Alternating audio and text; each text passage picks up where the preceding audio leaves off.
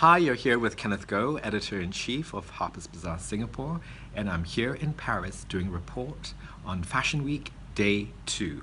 Well, Day 1 ended on a bang with Anthony Vaccarello's second outing for the House of Yves Saint Laurent. So what did we have to start today in Paris? Well, we had Maison Margiela and the wonderful, the bright, the talented, the supremely confident John Galliano did himself proud and the house proud by mixing his coats of gaucho, Western, Navajo, and a lot of sort of thrift store fashion, but elevated and extremely luxurious in his vision for the House of Margiela. He sent down, for the first look, a trench coat which had the Statue of Liberty cut out at the back of the trench, which was really a beautiful rendition for the season, and really it shows the empowerment of women, because liberty really is freedom, and this really is the message that is coming through quite loud and strong this Paris Fashion Week, where everything is about liberation for women. It is about women taking charge of their lives. It's about women really embracing their own and fighting for their own, which is really positive and wonderful to see when you're at Women's Fashion Week, in a week that is as seminal as Paris. So all these clothes, this fashion that John created for the House of Margiela, we had tweed suits, but then a distressed bomber jacket completely cut out and worn on top. Incredible layering of dresses, nude and black, lots of cutouts, lots of sheer over opaque. It was the compare and contrast which we've known Galliano for all those years while he was at Dior. And here at Margiela, what he's done is that he's literally turned things inside out, upside down, and given it his own spin, a very intellectual and clever spin on fashion, and giving it a fashion discourse, which is so missing in fashion nowadays. It is not a house that is all about the social media finds, all about the social media influencers and the bloggers and what you can see on the internet. It is almost old school, but yet so modern, because he really appreciates and he really shows the craft of fashion. The next show that I went to was Dries Van Noten. Now I'm a personal huge fan of Dries Van Noten, and this season he was just off the scale with a collection that he showed on supermodels past, present and future.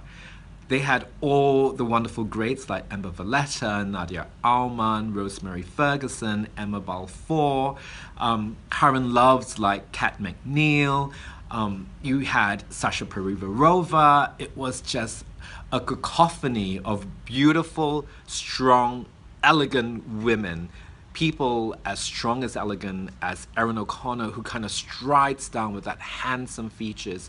And he was very clever with his collection, because a lot of it celebrated menswear, oversized shoulders, a lot of oversized suitings that we're seeing a lot this fashion week, but he mixed them in with his clever play of prints. And he is really known as the Prince of Prints, because Dries is very good at mixing color, mixed media, and kind of layering it one on top of the other. Abstract prints with floral, stripes with color blocking. It was really situational, and the girls that he picked to reflect this energy, the mixture of prints, the mixture of menswear with brogues, it was very smart, it was very empowering. It was truly a collection that I felt embraced diversity, and that's the great thing about Dries Van Noten. He's a great proponent of diversity in women, with women, always together with women, and this collection really showed that you can be of any age, any race, any color, and you're still beautiful, and you're still walking down that runway, walking down your street, walking to the shops with confidence, with poise, and with such elegance in clothes that men or women could wear, but worn on a woman with substance, it really gave it a certain gravitas. Then we have Rochas, and Rochas is just supremely beautiful, very elegant, very chic, extremely French in that slightly bourgeois way, but bourgeois is not wrong. It's used often in a way that people say, oh, it's so bourgeois, we don't like that. But at Rochas, they have embraced that sensibility, and what they've done is really renewed it, cleaned it up, reference certain periods like the 40s and the 50s with the silks and the satins and the clever edging with lace. And he had these beautiful strass R words that he embellished on belt buckles, and he did it on brooches, and he did it as on bags itself as well. So it was really taking elements of jewelry, taking elements that are precious and quite special on very elegant clothes, clothes that will immediately speak of sophistication, of a certain woman of standing, of a certain woman that shows that she has confidence without relying on the logo. Now, R could stand for Rochas, but it could also stand for responsibility for your own fairer sex, to be sure, to be confident, to not show your boobs or your bosom or too much leg. It is really a supremely confident collection and really beautiful, with a great palette of clothes that came from soft pastels right through to the blacks. The standout for me was really the shoes with the slanted heel, pointy, again, almost 50s in its reference because it was so pointy and it was so elegant with the strass on top, but modernized because it had a metallic heel on it. So I love this play that Rochas is doing with the collection. And then we went on to the crazy mad house of Kenzo. Now, under Carol and Umberto, they have really injected so much energy and verve into this Japanese house, which has now become synonymous with Paris because that's where Kenzo Takada initially showed his collection. But you know, it's really got a vibe of its own. It's very young. It was a night event, so really what happened was they held it at their headquarters, and it was a mezza table. Everyone was cool. Everyone was sitting down eating tara masalata and hummus with dips and with their fingers and hands. It was very casual. And then the models started walking up, and everyone was like taken by surprise, but they walked with that fresh vigor that you come to expect from a house like Kenzo. And I really love the print and print.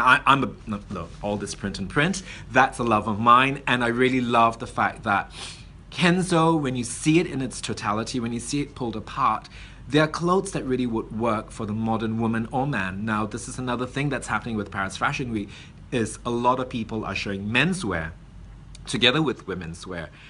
He did a clever styling trick where they put a balaclava over a sweater and pants combo on a guy, which looked kind of a little bit S&M, but because they did it in pop colors, they did it with small florals, they did it in bright primaries, it took away the edge. It became fun, it became lively, it became almost a W and LT kind of reference. So I loved the collection, and you know, he shows it on models of all races and sizes and styles, often very, very young girls and guys.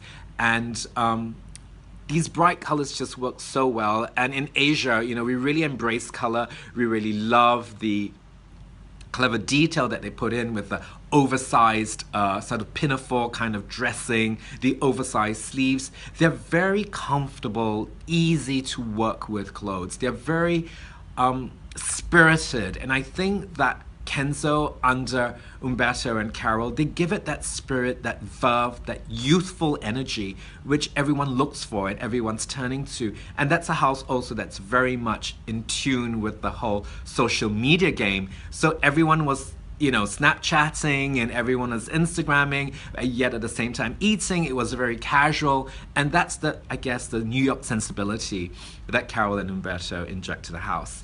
And the great thing about it was they actually brought in Lauryn Hill to perform as well at the party. So it was dinner and food and fashion and music. Oh, ooh la la, how great, but only in Paris. And final show of the evening went to H&M. For their very first See Now Buy Now collection, they got, of course, H&M brings in all the top guns, came out blazing with Gigi and Bella Hadid. They even brought in Amber Valletta, who earlier did the show at Dries Van Noten. So it was really cool to see Amber, you know, with that sophisticated menswear that Dries did. And here at H&M, you know, she shows a woman of, you know, in her 40s who wears H&M, See Now Buy Now, you know, a little black thing. And she wore it with such confidence. She looked great in it. And it's a woman that you can see down the streets. A very wearable collection, black, white, a hit of fuchsia pink. Love, love, love, love, love was an emblem that they used all over t-shirts and nettings and tulle dresses. It was very, very pared down, all one with sandals, some heeled, some flat. And for guys, it was almost this sort of Moroccan sort of souk slippers that you could slip into in bright orange, white, and black. And very easy collection. They had sort of black elastic bands over the forehead. It felt sporty, it felt young. The amazing thing was that The Weeknd actually performed, and they did, you know, sort of 4 or 5 songs. The models walked to The Weeknd singing on stage live. They asked the crowd to join in. It was like a big ruckus party in a huge space at the tennis club in Paris, and you could actually go to the pop-up store right next door to shop right from the runways. So that was really cool. So you saw people eating, drinking, dancing, shopping, great food around, wonderful energy. H&M really knows how to take high street, make it accessible, make it fashion, make it fun, make it frivolous, and make it really, really quite fabulous. And that sort of ends my roundup of day 2 at Paris Fashion Week. And we are deep into day 3. So come to our website, harpersbazaar.com.sg, and see what we have to say about day 3 of Paris Fashion Week tomorrow. See you guys. Bye.